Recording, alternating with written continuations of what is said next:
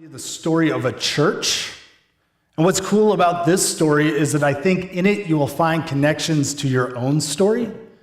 And by the time that we're done here today together, I'm going to land on a single idea that if you put into practice, I believe that it will make a real difference in helping you to make an investment now to feed the kind of future you hope to have.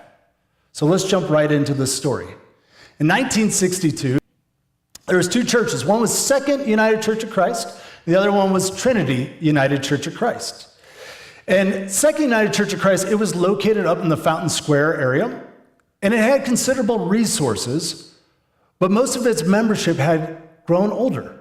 In fact, one of the few young couples that they had are sitting right there, Don and Marilyn Sandberg.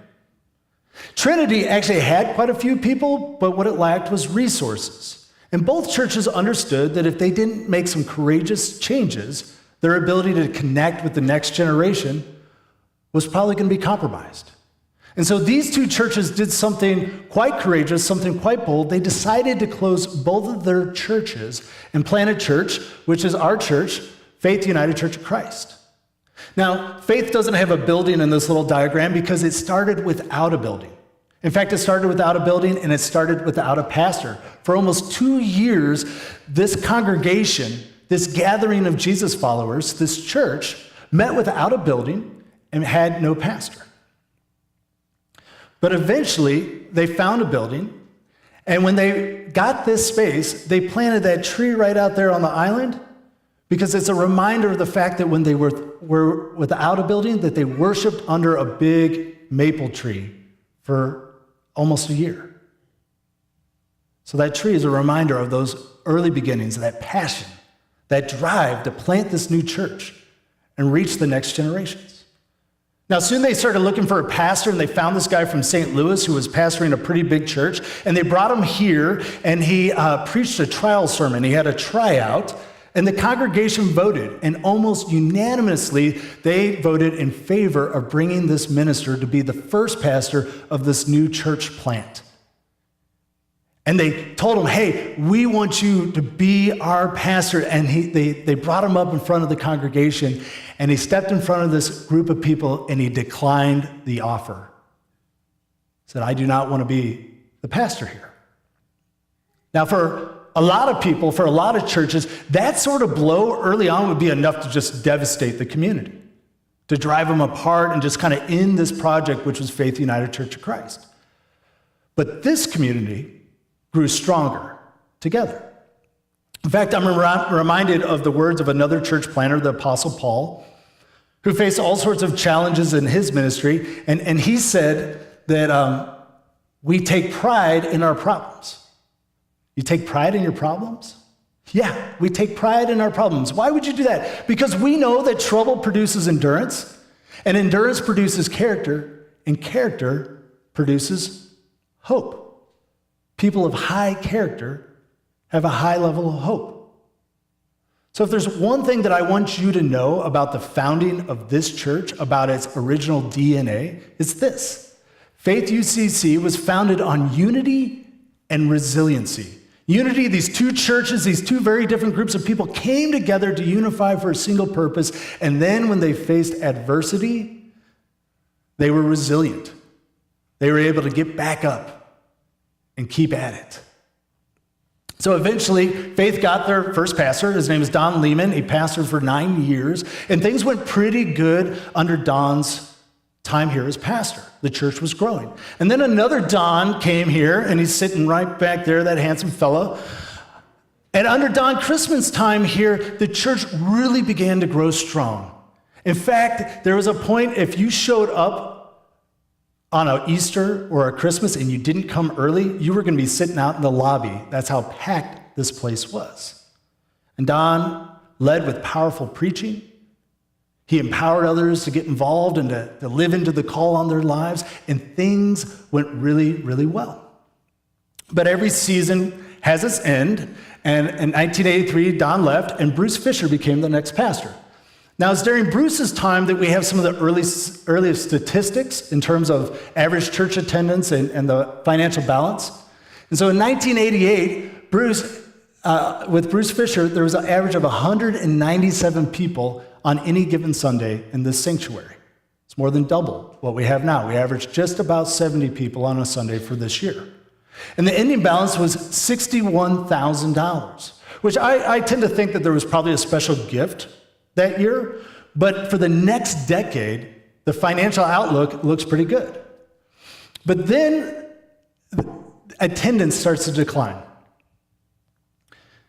And even though money is good, attendance starts to drop off.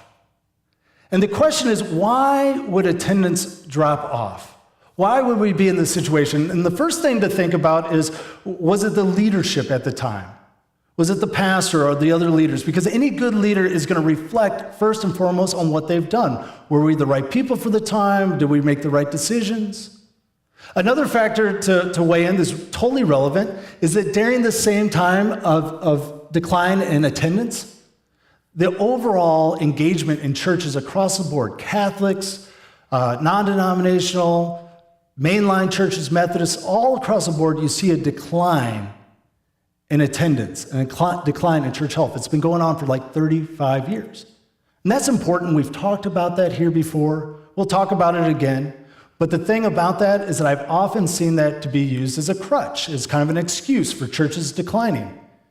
And the real fact is that some churches, even during this point of decline, have done well. And there's a third reason why churches often decline, and that's this, and it's in your bulletins.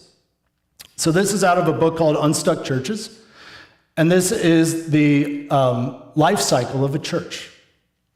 And when you look at this, I want you to just to think kind of in the back of your minds that this doesn't just apply to churches, but this can apply to individuals, that these stages can also be a personal sort of thing that you're going through, maybe in your marriage or in your work or some other phase in your life. But let me explain this in terms of our church.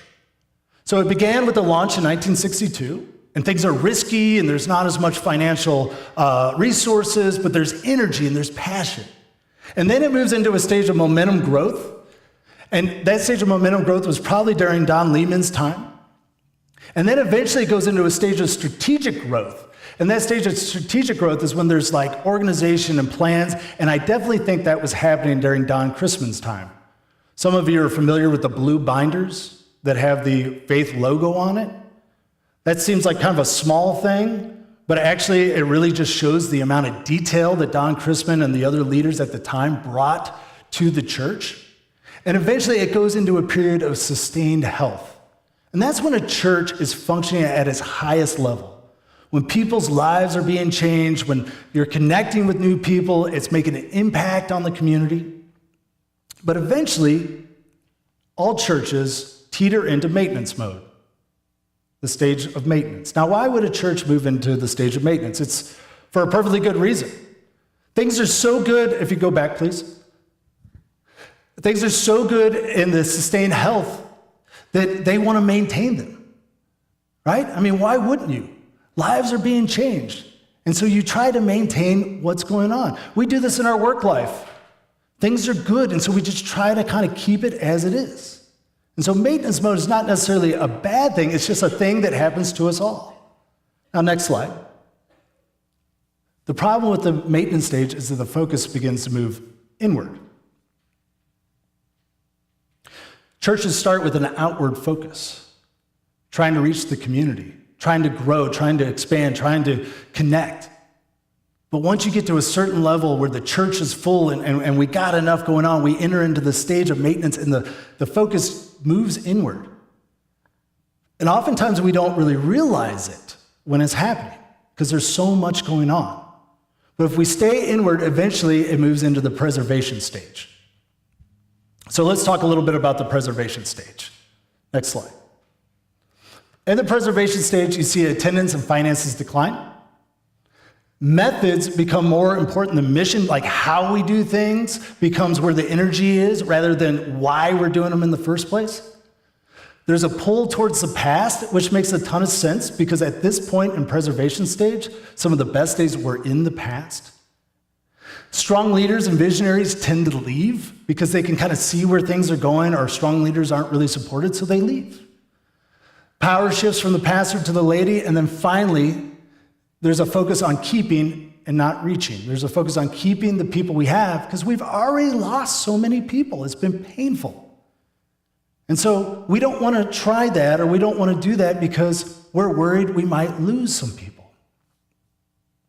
In the preservation stage of a church life, or even in your individual life, the organization has gotten kind of weak.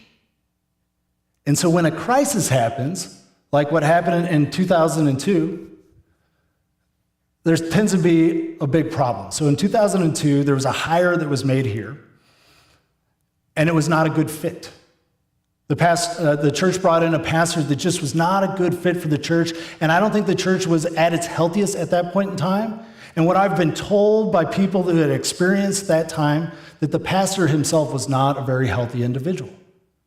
And I think he was hurt, and I know that he hurt people in the church. And you can see here in terms of attendance, go back please, in terms of attendance, there's an absolute nosedive. It moved from 130 people on average in 2002 down to 59 in his last year here. But this church, because it's resilient, it made moves to get this pastor out of the position of being the pastor here. The church rallied together.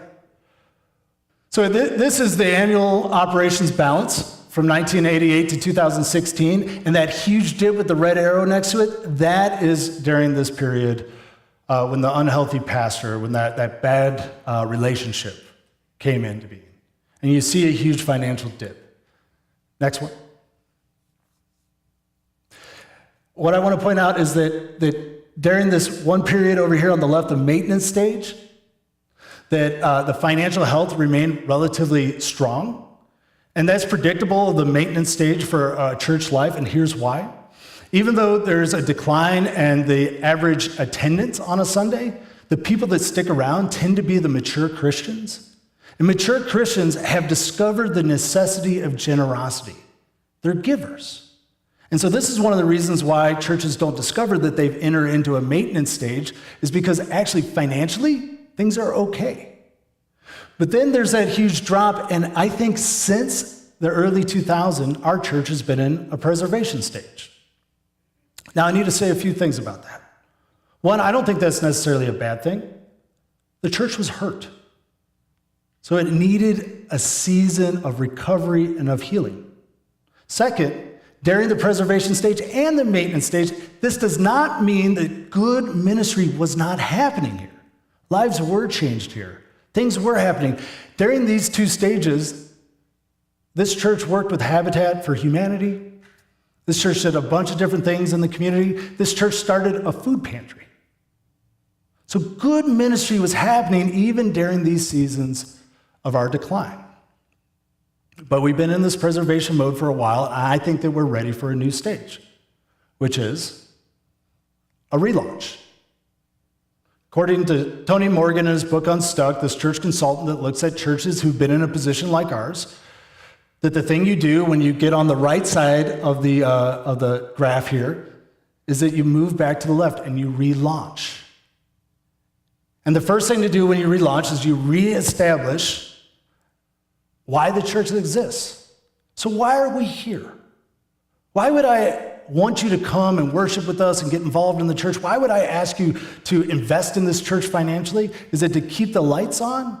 Is it to keep this building open? That's not it. I mean, this church was started before this building was here. This church is not the building, it's the people.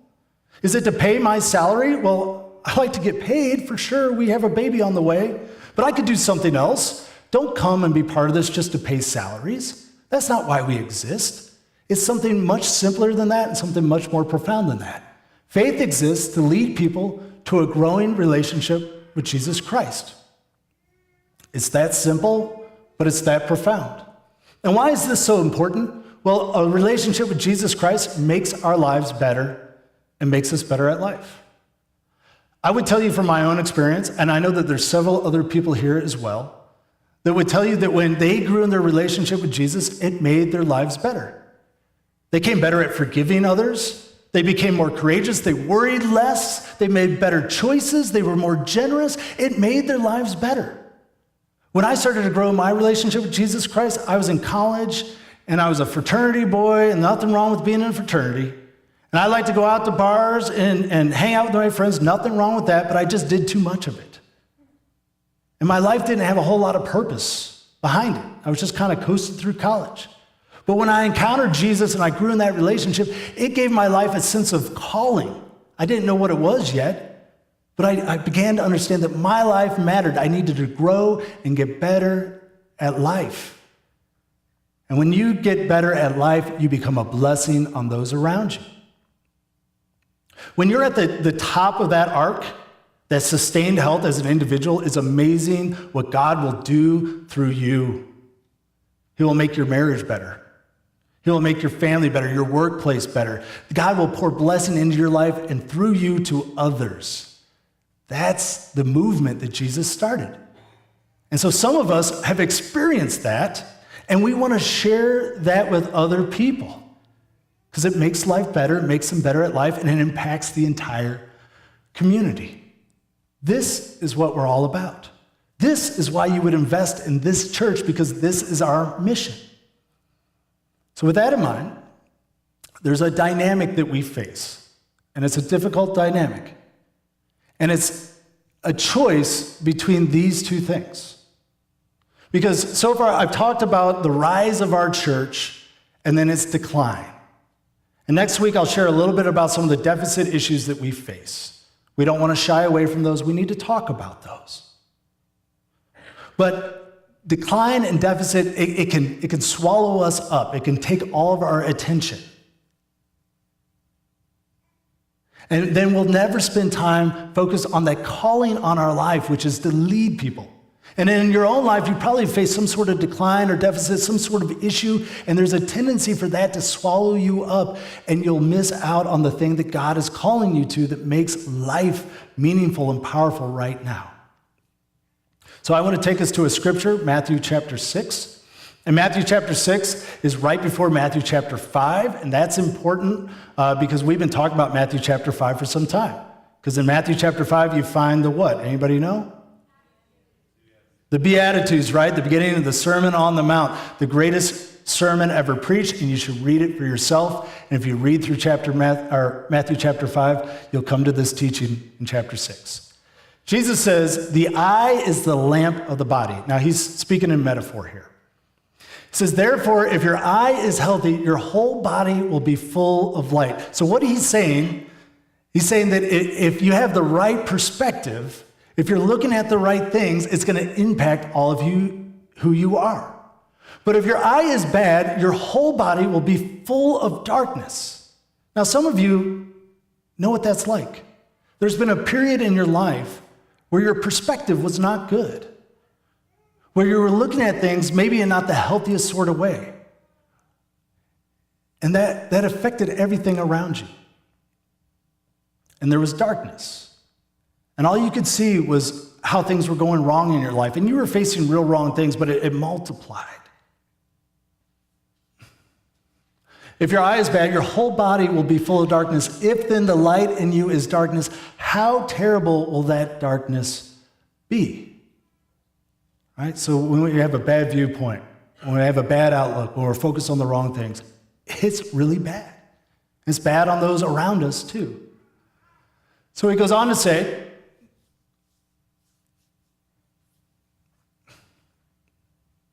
no one can serve two masters. Either you will hate the one and love the other, or you will be loyal to the one and have contempt for the other. Look at this divisive sort of language that Jesus is putting forth. Hate, love, loyal, contempt. He's saying that you can only have a good outlook or you can have a bad outlook, but you can't have both. It's one or the other. You can't serve both. Now, what is he really talking about? He said, let me tell you. You can't serve both God and wealth.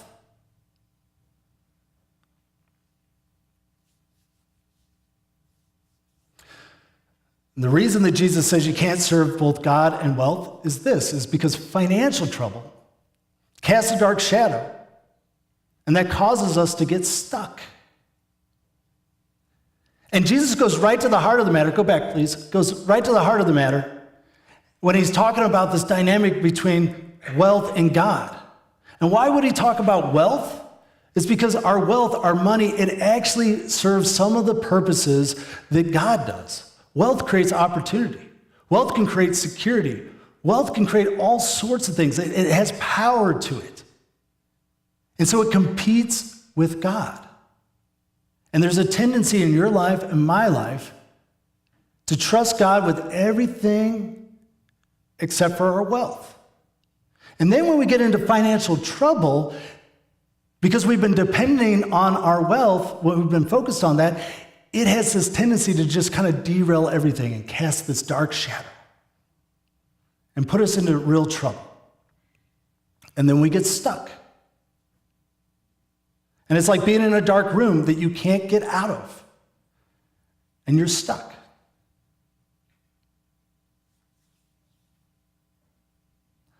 Another way to look at it is between these two options. We can focus on the deficit and the decline. And I'm not saying that we don't talk about that, we don't look at that because that's real. But if we focus on that, that will lead to fear. And as Christian people, who are followers of Jesus Christ, we are not to be led by fear. Or we can focus on the mission, and that will lead to faith. And faith is all about doing what we can do and then trusting God to do what only God can do.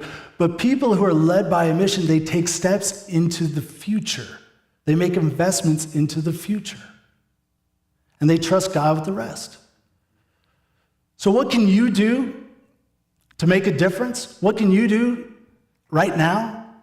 It's simple. You can invest financially to feed the future that you hope to have. And why would you do that? Well, Jesus says it right here. He says, where your treasure is, there your heart will also be. So let me see if I can tie all this together. Until your heart's in it, you won't really make a difference. Until your heart is fully invested in the future that you hope to have, whether it's for your kids, whether it's for your work life, whether it's for your relationship, whether it's for your church, until your heart is fully invested, that change won't come. And the thing that often holds us back, the thing that is the last change, the last step for us, is the financial investment.